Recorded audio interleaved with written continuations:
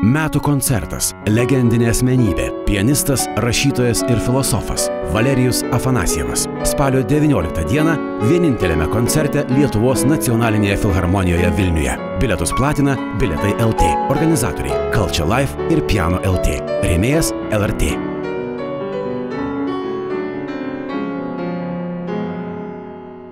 Tai maestro, ką jūs galėtumėte pasakyti apie Valerijų Afanasjevą? Ar jūs jį pažįstate, ar esate grojęs su juo ir ką jūs manote kaip menininkas apie Afanasjevą kaip apie menininką?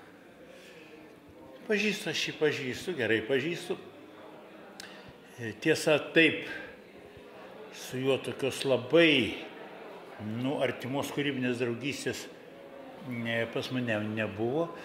Kaip tai ne, jis gana anksti išvyko iš Tarybų Sąjungos, bet jo draugai, Gidonas Kremeris ir kiti, tai aš jau per juos labai daug žinau ir esu su juo grojęs, ne kartą esu grojęs su juo. Aš Peterburge prisimenu, grojom Bethoveno trečią koncertą su juo. Čia labai didelis menininkas, man čia labai didelio maštabo asmenybė, labai didelio maštabo. Tai toksai, pasakyčiau, nebe mūsų laikmečio, jau čia Renesanso epochos asmenybė. Kad jis puikus pianistas, nepaprastai puikus pianistas, labai įdomus, labai savitas, intelektualus labai, ir kai jis laimėjo šitą Karalienės Elžbietos konkursą, pirmą premiją, tai čia buvo pasaulinė sensacija. Paskui jis išvyko į vakarus, paskui jis jam atsibodo groti fortepijonu. Kiek aš žinau, gal čia gandai kokie tai, bet tai čia buvo taip pasiekė. Jis tapo rašytoju. Ir labai žymių rašytojų. Ir vakaruose labai skaitomų, bet svarbiausiai, kad rašytojas jis tapo ne verčiamas iš rusų kalbos, kuri jo gimtoji kalba. Jis rašo, nežinau, anglų ar prancūzų kalbą. Jis svetima negimtąją kalbą rašo labai talentingus, labai didelį pripažinimą sulaukusius literatūros kūrinius. Tai matot, kada tokia amplitudė jau menininko vienam asmenį, tai iš tikrųjų galima jo menu patikėti, jo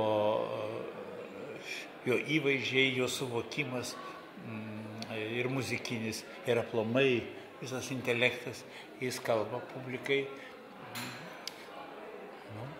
kalba tokia kalba, kurią mažai kas gali šitaip kalbėti su publika, taip bendrauti. Ir manau, kad čia didelis įvykis. Ar jis yra Lietuvoje koncertavęs ar ne, aš taip ir nežinau.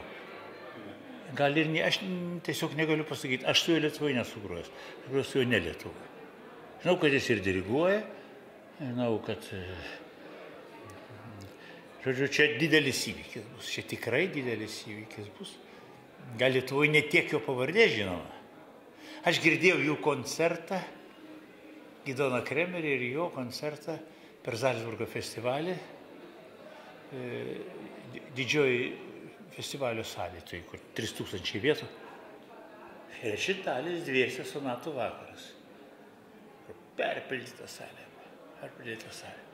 Tai tikrai tokį didžiulį pasaulinį pripažinimą turintis menininkas.